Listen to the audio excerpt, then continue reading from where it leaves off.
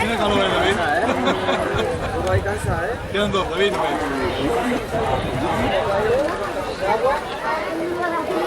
Y pasamos a la categoría de 11 y 12 años. También tienen semifinales estos corredores. Aquí vemos que han salido 4, pero en realidad eran 5.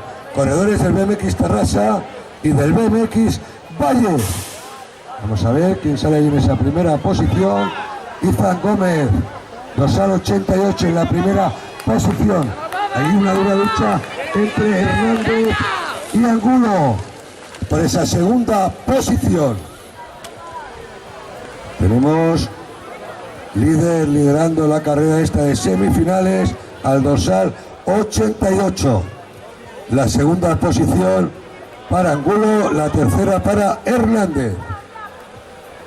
Ahí tenemos 88, 122, 168, 446.